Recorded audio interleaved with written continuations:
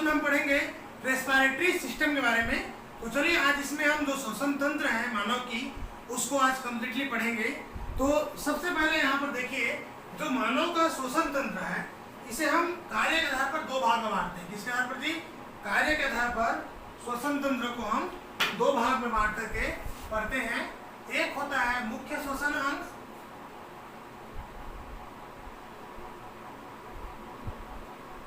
मुख्य श्वसन अंग, और दूसरा होता है सहायक श्वसन अंग।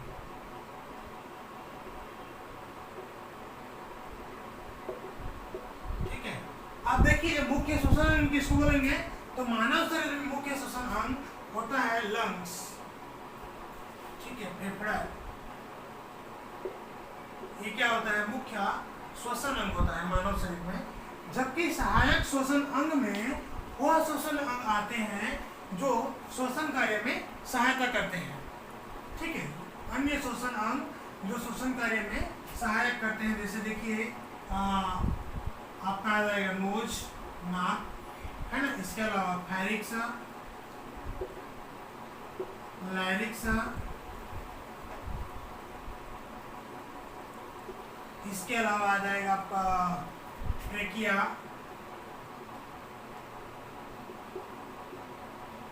और ब्रोंकाई। ठीक है, तो ये सब क्या आ जाएगा? सहायक श्वसन अंग में आएगा। तो अब हम बात करेंगे मुख्य श्वसन अंग फेफड़ा के बारे में। तो देखिए, जो मुख्य श्वसन अंग होता है फेफड़ा, यह इंसान की कहाँ पर सी? वक्ष गुहा में। ठीक है, वक्ष गुहा, थोरैसिक कैविटी बोलते हैं। ठीक है, अगर हम यहाँ से देखें तो डायफ्राम के जो नीचे की, इस डायफ्राम के नीचे के हिस्सा को देखेंगे तो नीचे को हम बोलते हैं एब्डोमिनल कैविटी। क्या बोलते हैं? Abdominal cavity. Abdominal cavity. और इधर को बोलते हैं हम थोरैसिक कैविटी। ठीक है, या वक्ष गुहा या थोरैसिक कैविटी बोलते हैं। तो मुख्य श्वसन अंग होता है इंसान का लंग्स, ये कहाँ पर होता है? थोरैसिक कैविटी में पाया जाता है। अब देखिए, इस थोरैसिक कैविटी में यहाँ पर हमारा जो उरोस्थि पाया जाता है। ठीक है, तो उरोस्थि के जस्ट ठीक नीचे क्या पाया जाता है? एक जोड़ी लंग्स पाया जाता है, यानी कि एक जोड़ी फेफड़े पाया जाता है। अब यहाँ पर हम देखें, जो एक जोड़ी फेफड़े हैं यह प्लूरा के द्वारा, ठीक है, प्लूरा या फुसफुस आवरणीय झिल्ली के द्वारा, देखिए मैं ब्लू कलर से ड्रॉ किया हूँ, तो फुसफुस आवरणीय झिल्ली के द्वारा क्या होता है? लंग्स हमारा सुरक्षित रहता है। अब देखिए, ये डबल जो मेम्ब्रेन है, इसके मेम्ब्रेन में जो द्रव भर रहता है इसे हम क्या बोलते हैं? प्लूरा फ्लूइड या फुसफुस द्रव के नाम से जानते हैं। तो आपको एग्जाम में पूछ देगा कि फेफड़ा कौन से आवरण से घिरा रहता है, तो आपको याद रखना है प्लूरा के द्वारा, या उसे हम बोलते हैं फुसफुस आवरण के द्वारा। तो यहाँ पर जो द्रव भर रहता है उसे हम क्या कहते हैं? फुसफुस द्रव कहते हैं। अब देखिए, हम आते हैं फेफड़ा में। तो फेफड़ा हम यहाँ पर दो भाग में देखते हैं, एक होता है राइट लंग्स और दूसरा लेफ्ट लंग। ठीक है, यानी कि जो मेरा लेफ्ट हिस्सा में है वो लेफ्ट और राइट में है वो राइट। ठीक है, तो हम क्या बोलेंगे? जो दायां फेफड़ा है, राइट लंग है, यह मोस्टली तीन भाग में बटा होता है। ठीक है, कौन कौन सा जी? एक होता है इंफीरियर, एक होता है नीचे वाला भाग को हम बोलते हैं इंफीरियर, ठीक है, उसके बाद में आता है मिड और सुपीरियर।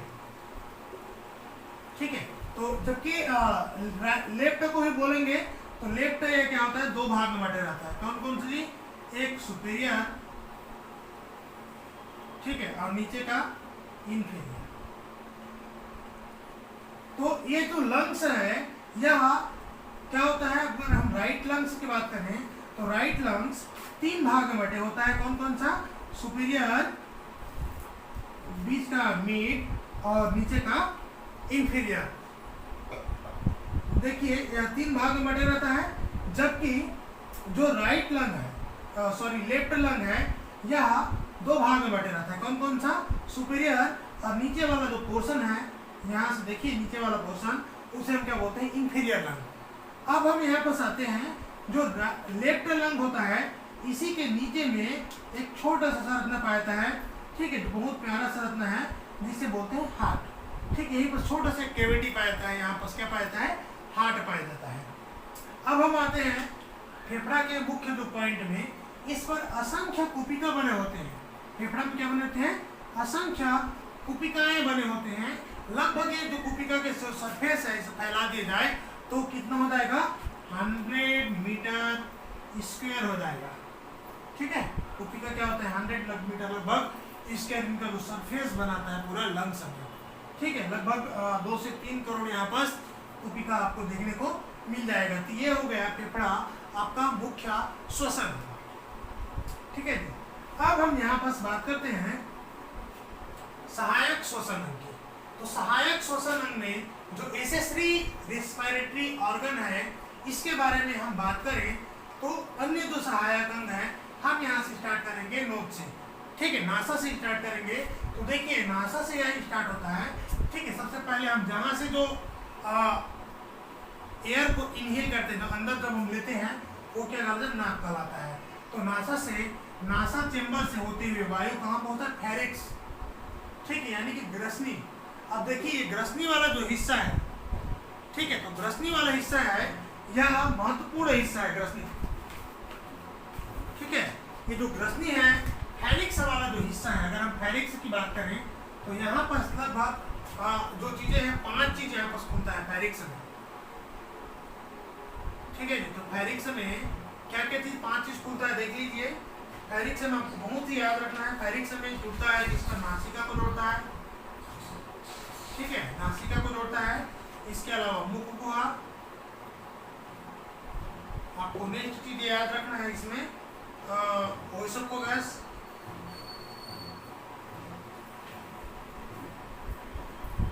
ठीक है, ओएसोफेगस यानी कि ये वाला हिस्सा, ये ओएसोफेगस है। ठीक है,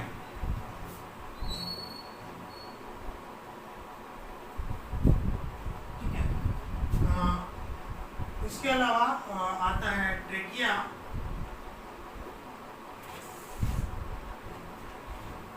ओएसोफेगस, ट्रेकिया, और एक को आता है स्टैचिया के नाम।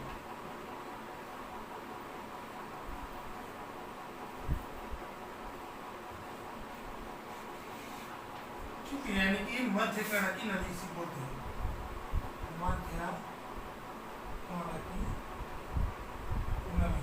तो ये जो भाग है, 5 जो पोर्शन है, ये फेरिक्स में खुलता है। तो आपको क्या है, देखिए ऑब्जेक्टिव क्वेश्चन के हिसाब से बहुत ही महत्वपूर्ण भाग है इन फेरिक्स में। ठीक है, मध्य कड़की नली 1, मुख गुहा 2, नासा मार्ग जो नासिका गुहा है ये वाला, ठीक है 3, ठीक, पंख होता है, ट्रेकिया होता है 4, और ओएसोफेगस होता है 5। ठीक है, तो ये 5 जो भाग है यहाँ पास खुलता है। 5 भाग को ये क्या करते हैं, यहाँ पास खुलता है, कहाँ पास, फेरिक्स में, ग्रसनी वाला भाग में। ठीक है, तो इसीलिए ग्रसनी को क्या है, इसे आहार नाल का भी हिस्सा मानते हैं। ठीक है, श्वसन मार्ग के हिस्सा मानते हैं। ठीक है, तो सारा चीजें क्या है यहाँ पास खुलता है। अब हम नीचे आते देखते हैं तो ग्रसनी के नीचे हमको एक संरचना आपको देखने को मिलेगा जिसे हम बोलते हैं लैरिक्स, कंठ। ठीक है, तो कंठ, इसके अंदर में क्या पाया जाता है, वोकल कार्ड पाया जाता है। ठीक है, जो लैरिक्स के अंदर में पाया जाता है वोकल कार्ड। ठीक है, इस लैरिक्स के अंदर में वोकल कार्ड पाया जाता है, जो क्या करता है, साउंड प्रोड्यूस करने का काम करता है। क्या करने का काम करता है, साउंड को प्रोड्यूस करने का काम करता है। यहाँ पर जो वोकल कार्ड है, हमारा जो आवाज निकलता है उसके लिए रिस्पॉन्सिबल रहता है हमारा लैरिक्स। ठीक है, जबकि यहाँ पर हम देखें तो यहाँ पर एक छोटा संरचना पाया जाता है लैरिक्स के जस्ट थोड़ा सा ऊपर में, इसे हम बोलते हैं इपिग्लोटिस। इपिग्लोटिस का वर्क मैं आपको बता दूं, जो इपिग्लोटिस का हम वर्क देखें तो ये छोटा संरचना रहता है जो श्वसन के टाइम, ठीक है, श्वसन के लिए इसमें क्या आता है, सहायता करता है। जबकि यहाँ पर हम देखें, जब कोई भी हम भोज्य पदार्थ लेते हैं तो इस श्वसन मार्ग को हल्का से क्या करता है, रोक देता है, ताकि श्वसन मार्ग में कोई भी जो हम फूड पदार्थ, जो फूड मटेरियल लेते हैं, ठीक है, हम कोई भी जो फूड मटेरियल लेते हैं या फूड मटेरियल श्वसन मार्ग में न आए। ठीक, अगर ये इपिग्लोटिस में होता तो क्या होता, सोच के देखो, यहाँ पर जो भोज्य पदार्थ है वो क्या आता, श्वसन मार्ग में आता, फेफड़े में आके फंस जाता, तो फिर प्रॉब्लम होता। ठीक है, तो ये एपिग्लोटिस है, ये यहाँ पर छोटा सा जो मूवमेंट करते रहता है। जब हम खाते देते हैं तो ये इससे क्या है आहार नाल में भेजता है और श्वसन की जो वायु है इसको इधर भेजता है, ठीक है, जिससे कोई प्रकार की समस्या ना हो। अब हम आते हैं जो इसके बाद में आता है लैरिक्स हो गया। अब आपको नेक्स्ट जो पोर्शन है इसे हम बोलते हैं ट्रैकिया, ठीक है। तो ट्रैकिया क्या है, यह लगभग 12 सेंटीमीटर, कितने सेंटीमीटर थी, ट्रैकिया लगभग 12 सेंटीमीटर नली है, ठीक है, जिसमें, ठीक है, ये किसका बना होता है, जो मांसपेशियों का जो नली है, लेकिन इसमें सी आकार की छल्ला पाया जाता है, ठीक है, जो रिंग्स पाया जाता है जिसे हम बोलते हैं कार्टिलेजिनस रिंग या उपास्थि यानी कि कार्टिलेज का बना होता है, ठीक है। यहाँ पर जो रिंग पाया जाता है ये उपास्थि यानी कि कार्टिलेज का बना होता है और यह नीचे जा करके थोरैसिक कैविटी में जो प्रवेश करके यहाँ पर जो लंग्स पोर्शन में दो भाग में बढ़ जाता है जिसे हम बोलते हैं ब्रोंकाई, ठीक है। ट्रेकिया को क्या बोलते हैं, श्वास नली, और ब्रोंकी बोलते हैं श्वसनिका, राइट, याद रखना, ब्रोंकी क्या बोलते हैं, श्वसनिका, और यह श्वसनिका क्या होता है, देखिए दोनों फेफड़ों में जा करके दो भाग में यहाँ पर डिवाइड किया है, ठीक है। अब देखिए हम आते हैं, सबसे पहले आते हैं राइट लंग में, ठीक है, तो ये ब्रोंकी, ठीक है, राइट लंग में आकर के 3 भाग में डिवाइड हो जाता है। देखिए मैं एक कलर को रेड, ब्लैक और ब्लू से बनाया हूँ, ठीक है, इसको सांकेतिक रूप से बनाया हूँ, ऐसे अलग अलग कलर का नहीं होता है, ठीक है, मैं सिर्फ आपको समझने के लिए यहाँ पर 3 कलर में इसको ड्रॉ किया हूँ, ठीक है। तो लेफ्ट जो जो राइट लंग है, ठीक है, दाहिना फेफड़ा है, यहाँ पर ये जो ब्रोंकी है यह 3 भाग में डिवाइड होता है, ठीक है, मतलब अलग अलग, तो इसे हम क्या बोलते हैं, ब्रोंकियोल, ठीक है। तो 3 जो ब्रोंकियोल है यानी कि यही जो ब्रोंकियोल है यह और अन्य भागों में डिवाइड होता है, ठीक है, और इसी प्रकार से बहुत सारा इंप्लीमेंट होकर के इससे जो अंत में छोटी छोटी कुपिका का निर्माण होता है, इसका निर्माण होता है, छोटी छोटी कुपिका का निर्माण होता है। यहाँ पर हम देखें, जबकि लेफ्ट लंग की बात करें, लेफ्ट लंग की, तो लेफ्ट लंग में जो ब्रोंकाई है यह 2 भाग में डिवाइड होता है, कितने भाग में थी, 2 भाग में डिवाइड होता है। तो आपको पूछ लेगा कि जो ब्रोंकाई है यह कितने भाग में जो डिवाइड हुआ है, यहाँ पर सबको याद रखना है कि लेफ्ट में 2 भाग और राइट में 3 भाग में, तो यहाँ पर से यहाँ पर आपको क्वेश्चन पूछ सकता है। अब हम बात करें कि जो नली है यह डिवाइड होकर के, अब देखिए अंतिम इसको छोर में क्या पाया था, कुपिका पाया जाता है, ठीक है, कुपिका पाया था जिससे एवोली। तो कुपिका को अगर हम देखें, मैं इस छोटा सा पोर्शन को बाहर बना रहा हूं यहाँ पर, ठीक है, तो ध्यान दीजिए यहाँ पर असंख्य कुपिकाएं पाई जाती है जो गैसियस एक्सचेंज में हेल्प करता है, ठीक है, और इन जो कुपिकाएं हैं, लंग्स में जो कुपिकाएं रहता है, छोटा छोटा बिल्कुल असंख्य कुपिकाएं पाया जाएगा, ठीक है, और यहाँ पर बहुत ही पतली वाल वाली पाया जाता है ब्लड वेसल्स, ठीक है, और इस ब्लड वेसल्स में रहता है आरबीसी यानी कि ब्लड रहता है। तो यहाँ से जो गैसेस आता है तो यही बस आपका गैसियस एक्सचेंज होता है। इन्हीं जो असंख्य कुपिकाएं रहते छोटे छोटे, यहाँ पर कार्बन डाइऑक्साइड और यहाँ पर O2 और CO2 का एक्सचेंज होता है, ठीक है। तो गैसियस एक्सचेंज का काम कहाँ पर हो रहा है, एवोलाई में। तो इस प्रकार से आपका जो श्वसन अंग है, ठीक है, यहाँ पर कंप्लीट होता है। अब हम इसका देखेंगे श्वसन प्रक्रिया के बारे में। तो हम नेक्स्ट देखेंगे साथ में इसी में श्वसन प्रक्रिया के बारे में। तो श्वसन तंत्र को हम पढ़े, अब देखेंगे श्वसन प्रक्रिया। तो श्वसन प्रक्रिया मुख्यतः 2 भाग में कंप्लीट होता है। एक होता है बाह्य श्वसन यानी कि एक्सटर्नल रेस्पिरेशन, और दूसरा है आंतरिक श्वसन यानी कि इंटरनल या सेलुलर रेस्पिरेशन। तो इसके अंतर्गत हमें पढ़ चुके हैं ग्लाइकोलाइसिस और सिट्रिक एसिड साइकिल को, ठीक है। तो ये पोर्शन को हम पिछले क्लासेस में कर चुके हैं, ठीक है।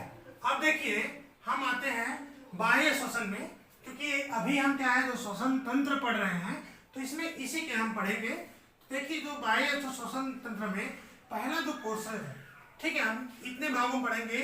पहला क्या है देखो, श्वासोच्छ्वास या ब्रीथिंग, ठीक है। गैसेस एक्सचेंज अब क्या है, लंग्स यानी फेफड़ों में गैसेस विनिमय, ठीक है। दूसरा क्या है, रुधिर में गैसीय संवहन, यानी कि जो ब्लड के थ्रू क्या है, गैसियस क्या है, ट्रांसपोर्ट जो होगा वो। और दूसरा चीज क्या है, ऊतकों में गैसीय विनिमय, यानी कि जो टिश्यू में जो गैसियस एक्सचेंज होगा।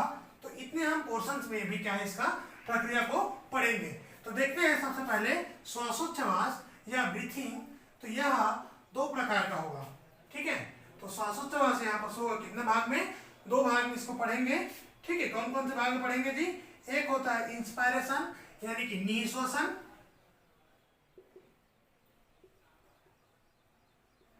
ठीक है। और दूसरा चीज हम पढ़ेंगे उच्छ्वास, ठीक है।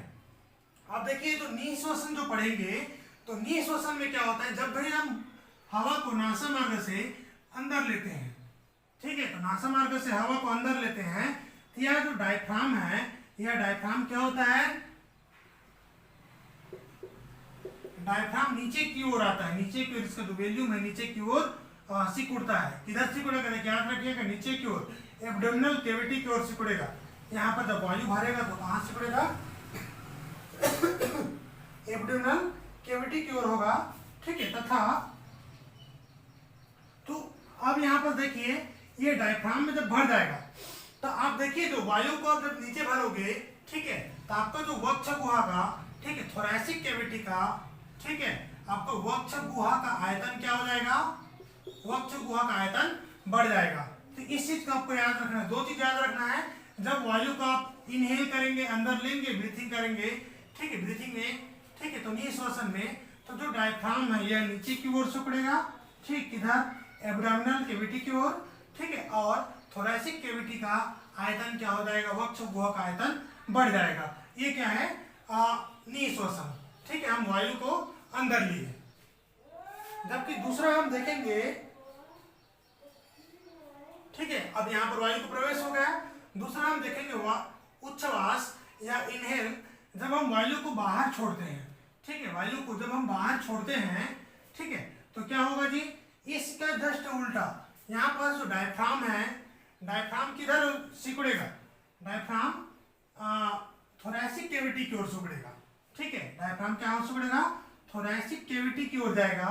और फेफड़ा का जो आयतन है यह क्या हो जाएगा, वक्ष गुहा का आयतन कम हो जाएगा। तो इसी को हम क्या बोलेंगे, उच्छ्वास बोलेंगे। तो इस चीज को आपको याद रखना है श्वासोच्छ्वास में, ठीक है, दो चीज याद रखना है। इसके अलावा हम यहाँ पर श्वासोच्छ्वास की कुछ फैक्ट में आते हैं। तो चलिए हम श्वासोच्छ्वास, तो एक सामान्य स्वच्छ जो व्यक्ति होता है, ठीक है, सामान्य स्वच्छ व्यक्ति होता है वह, ठीक है, 1 मिनट में 10 से कितना बार, 15 बार सांस लेता है। इसके अलावा हम देखेंगे टाइडल वैल्यू, तो टाइडल वैल्यू में हम उसको देखते हैं कि एक बार में कितना वो वायु अंदर भरता है और उसे बाहर करता है, ठीक है। तो एक बार में लगभग जो स्वस्थ व्यक्ति रहता है, ठीक है, वह 500 ml वायु को अंदर भरता है और अंदर उसे बाहर करता है। तो ये क्या है, इसका टाइडल वैल्यू। इसके अलावा आता है इंस्पायरेटरी वैल्यू, ठीक, ठीक है। तो इंस्पायरेटरी रिजर्व वॉल्यूम के बारे में अगर हम बात करें, यह बलपूर्वक सांस लेने से, ठीक है, क्या होता है, अतिरिक्त वायु फेफड़े में जो भरते हैं, तो कितना भर सकते हैं जी, लगभग 200 ml जो वायु है, सॉरी, लगभग यहाँ पर हम देखें जो इंस्पायरेटरी जो वैल्यू है, यहाँ पर बलपूर्वक जो सांस लेने पर कितना एक्स्ट्रा वायु भर सकते हैं, ठीक है, बलपूर्वक सांस लेने पर कितना एक्स्ट्रा वायु भरते हैं, उससे क्या बोलते हैं, इंस्पायरेटरी वैल्यू बोलते हैं। इसको कितना ले सकते हैं, 300 ml वायु लगभग एक बार में जो बलपूर्वक सांस लेंगे, तो इतना एक्स्ट्रा वायु एक स्वस्थ व्यक्ति क्या होता है, भर सकता है। उसी को हम क्या बोलेंगे, इंस्पायरेटरी वैल्यू बोलेंगे। अब देखेंगे, अब सामान्य रूप से अगर हम देखें तो एक्सपायरेटरी वैल्यू, तो सामान्य रूप से बलपूर्वक अगर सांस लेगा आदमी, तो कितना वायु को अगर क्या कर सकता है, बाहर कर सकता है, तो उसी को हम बोलते हैं एक्सपायरेटरी रिजर्व वैल्यू। तो कितना रहता है, लगभग 1100 ml जो वायु को एक बार में जो बलपूर्वक होकर के सांस को निकाल सकता है, 1100 ml वायु को निकाल सकता है। इसी को हम क्या बोलते हैं, एक्सपायरेटरी वैल्यू के नाम से जानते हैं। इसके अलावा हम देखेंगे लास्ट जो रेसिडुअल वैल्यू, सांस छोड़ने के बाद में कितना वायु अंदर लिया जा सकता है, बलपूर्वक सांस छोड़ने के बाद में कितना वायु लिया जा सकता है, तो यहाँ पर हम देखेंगे तो 1200 ml वायु एक बार में लिया जा सकता है अगर बलपूर्वक लिया जाए तो इस प्रकार से इन फैक्टों को आपको याद रखना है। फिर से मेमोराइज कर लीजिए। 1 मिनट में कितना बार सांस ले सकते हैं, 10 से 15 बार ले सकते हैं। टाइडल वैल्यू यानी कि जो सांस कितना ले सकते हैं और कितना छोड़ सकते हैं, ठीक, कितना सामान्य रूप से सांस लेते हैं, तो वो उसका क्या है, टाइडल वैल्यू है। तो एक सामान्य स्वस्थ व्यक्ति एक बार में 500 ml क्या कर सकते हैं, और वायु को अंदर ले सकते हैं फेफड़ा में और उसको छोड़ सकते हैं। दूसरा चीज हम देखेंगे इंस्पायरेटरी वैल्यू, अगर बलपूर्वक लिया जाए तो कितना एक्स्ट्रा जो वायु हम ले सकते हैं फेफड़ा में, तो 300 ml इसका सामान्य स्वस्थ व्यक्ति का है। इसके अलावा है एक्सपायरेटरी वैल्यू, अगर बलपूर्वक अगर सांस को छोड़े तो कितना वायु बाहर निकाल सकता है, छोड़ सकता है, तो इसका जवाब में है 1100 ml एक स्वस्थ व्यक्ति। जबकि रेसिडुअल वैल्यू कितना वायु सांस छोड़ने के बाद में बलपूर्वक जो छोड़े थे उसके बाद में लिया जा सकता है, तो 1200 ml क्या वायु ले सकते हैं। तो इस प्रकार से इनका क्या फैक्ट को याद रखना है। अब हम देखेंगे फेफड़ों में क्या देखेंगे जी, वायु का आदान प्रदान। इसमें नेक्स्ट देखेंगे साथियों फेफड़ों में गैसीय विनिमय। तो फेफड़ों में जो गैसीय विनिमय होता है यह डिफ्यूजन के द्वारा होता है। ठीक, किसके द्वारा होता है, सामान्य रूप से डिफ्यूजन के द्वारा होता है। जो फेफड़ों के जो असंख्य कुपिकाएं पाई थी छोटी छोटी, इन्हीं कुपिकाओं में होती है। तो कुपिका का अगर संरचना को हम एक संरचना को बड़ा ड्रॉ करके देखें तो आपको इस प्रकार का दिखाई देगा। जो कुपिका के चारों ओर आपको क्या है, ब्लड वेसल्स रहेगा। तो यहीं पर क्या होगा, गैसों का एक्सचेंज होगा। ठीक, गैसेस जो एक्सचेंज है, विनिमय है, वह यहीं पर होगा। तो आपको देखने को मिलेगा, अगर हम देखें कुपिका में O2 की अगर हम बात करें, ठीक है, इन्हीं कुपिका में अगर हम O2 की बात करें तो O2 का जो कॉन्सेंट्रेशन होगा, O2 का यह जो दाब होता है इसका 100 Hg, ठीक है, यह होता है आपका 100 mmHg, ठीक है। और जबकि ब्लड वेसल्स में जो O2 का आपका दाब होगा यह होता है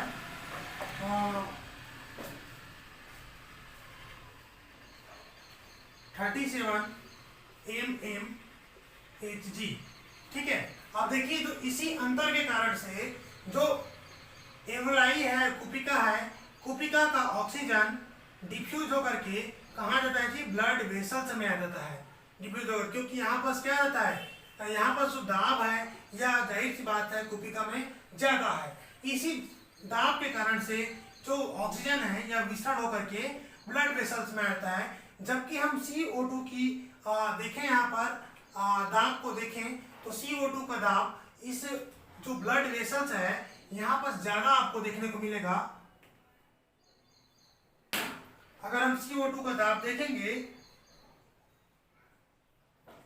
ठीक है, तो यहाँ पर रहता है 46 mmHg, ठीक है। ये किसमें रहता है, जो ब्लड वेसल्स में 46 mmHg रहता है आपका दाब, ठीक है। जबकि यहाँ पर CO2 का अगर हम दाब देखें तो यह रहता है 40 mmHg, ठीक है। तो इसी दाब के कारण से यहाँ पर CO2 का एक्सचेंज होता है, ठीक है। यहाँ का जो CO2 है यह डिफ्यूज होकर के यहाँ आ जाता है, ठीक है। तो इस चीज को आपको याद रखना है हमेशा। जो O2 का दाब है यह कुपिका में ज्यादा रहेगा और कार्बन डाइऑक्साइड का जो दाब है यह कहाँ ज्यादा रहेगा, ब्लड वेसल ज्यादा रहेगा। इसी कारण से यहाँ पर क्या होगा, ब्लड का क्या होगा जी, डिफ्यूजन होगा, ठीक है। जबकि हम देखेंगे यहाँ पर ये तो हो गया आपका गैसियस एक्सचेंज फेफड़े में, इस कुपिका में यहाँ पर इस प्रकार का आपको गैसियस एक्सचेंज देखने को मिलेगा। अब हम देखेंगे रुधिर तथा उत्तकों में गैसीय विनिमय। अब देखिए ये जो गैस है इसका जो परिवहन, ठीक, यहाँ पर जो रुधिर में आया था O2 यह बाइंड हो जाता है यहाँ पर उपस्थित हीमोग्लोबिन से, ठीक है, यहाँ पर उपस्थित हीमोग्लोबिन से बाइंड हो जाता है, ठीक है। और यही हीमोग्लोबिन से बाइंड होने वाला यह कहाँ चल जाता है जी, जो पल्मोनरी वेन के द्वारा, ठीक है, पल्मोनरी वेन के द्वारा यह आ जाता है हार्ट में। याद रखिए यहाँ से जो भी है यह पल्मोनरी वेन से हार्ट में आता है और हार्ट से जो एटरी के माध्यम से पंप करके पूरा बॉडी में चला जाता है। ठीक है, तो रक्त के माध्यम से पूरा जो क्या कहना चाहिए, रक्त के माध्यम से जितने भी जो ऑक्सीजन है यह शरीर के विभिन्न ऊतकों तक क्या करता है, वितरण कर दिया जाता है। इसी जो रक्त को यह कहाँ से भेजे, इसको हार्ट में भेजे और हार्ट से पूरे शरीर में क्या होता है, ब्लड को पंप कर देता है और पंप के जो ब्लड के माध्यम से ये ऑक्सीजन है विभिन्न ऊतकों तक यह पहुंचाया जाता है। और विभिन्न ऊतकों में पहुंचने के बाद, ठीक है, यहाँ पर देखिए किस प्रकार जो बाइंड होता है, हीमोग्लोबिन है रक्त का, इसमें जो O2 है यह 4 O2 को बाइंड करता है और इस प्रकार से ऑक्सी हीमोग्लोबिन के रूप में परिवहन करता है। अब देखिए जो ऑक्सी हीमोग्लोबिन परिवहन करके विभिन्न ऊतकों में पहुंचता है और ऊतकों में फिर से क्या होगा, गैसेस एक्सचेंज होगा और ये जो ऑक्सी हीमोग्लोबिन है फिर से ऑक्सीजन को छोड़ देगा। ठीक है, और फिर से क्या बन जाएगा, जो हीमोग्लोबिन है वह कार्बन डाइऑक्साइड को बाइंड करके वह बनाता है आपका आरबीसी को बाइंड, जो क्या होता है कार्बन डाइऑक्साइड को मात्रा 23% कार्बन डाइऑक्साइड को यहाँ पर बाइंड करता है और कार्बोक्सी हीमोग्लोबिन बनाता है और कार्बोक्सी हीमोग्लोबिन फिर से कहाँ से है, यहाँ पहुँचता है। अगर हम देखें यहाँ पर थोड़ा सा चीजें देखें तो हम परिवहन देखेंगे, टोटल रूप से परिवहन की बात करेंगे। ठीक है जी, तो टोटल अगर हम परिवहन की बात करें तो ऑक्सीजन की परिवहन में देखिए 99% आप जो ऑक्सीजन है या आरबीसी के द्वारा यानी कि हीमोग्लोबिन के द्वारा 99% जो ऑक्सीजन है इसका परिवहन किया जाता है। किसके द्वारा, हीमोग्लोबिन के द्वारा 99% ऑक्सीजन का क्या है, परिवहन होता है, जबकि 1% ऑक्सीजन का परिवहन, मात्र 1% ऑक्सीजन क्या है, प्लाज्मा के द्वारा परिवहन होता है। दूसरा चीज देखें, आपको ये जो बार बार पूछ देता है कार्बन डाइऑक्साइड का सबसे ज्यादा परिवहन किसके थ्रू होता है, और आपको पूछ देगा हीमोग्लोबिन के द्वारा, प्लाज्मा के द्वारा। ठीक है, तो इस प्रकार से आपको याद रखना है।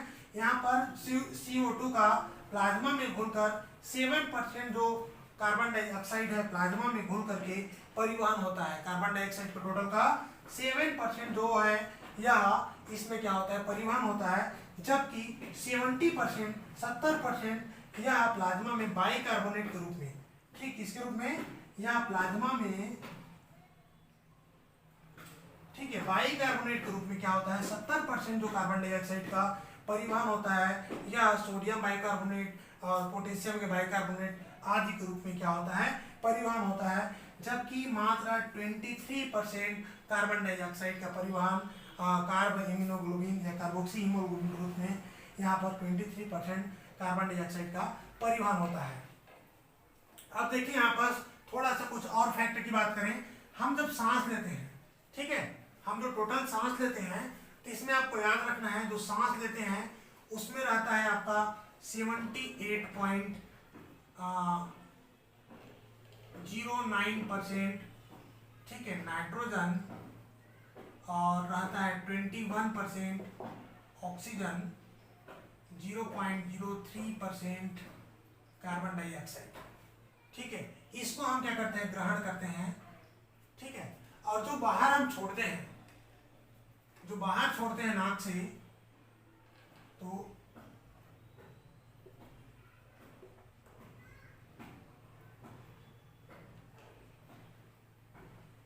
ठीक है, बाहर छोड़ते हैं, ठीक है, बाहर छोड़ते हैं, उसमें आपका रहता है, देख लीजिए 78% नाइट्रोजन और यहाँ पर रहता है 70% ऑक्सीजन और 70% ऑक्सीजन, जबकि एक चीज और कार्बन डाइऑक्साइड रहता है 4%। ठीक है, तो इस चीज को भी आपको क्या है, याद रखना है, महत्वपूर्ण फैक्ट है। ठीक है, जबकि इस प्रकार से आपको परिवहन आपको देखने को मिल जाएगा। ठीक है,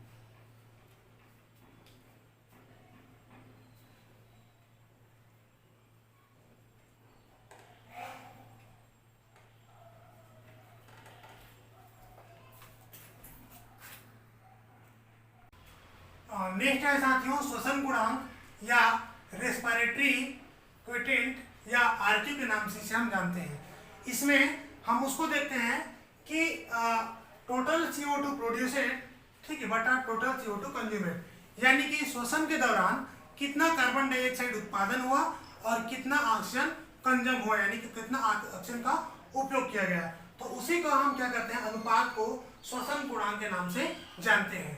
तो अब देखें विभिन्न प्रकार के जो भोज्य पदार्थ में श्वसन गुणांक क्या होगा, भिन्न भिन्न होगा। जैसे कार्बोहाइड्रेट अगर हम देखें, जैसे ग्लूकोज को उदाहरण के लिए, तो ग्लूकोज का श्वसन गुणांक क्या होता है, 1 होता है।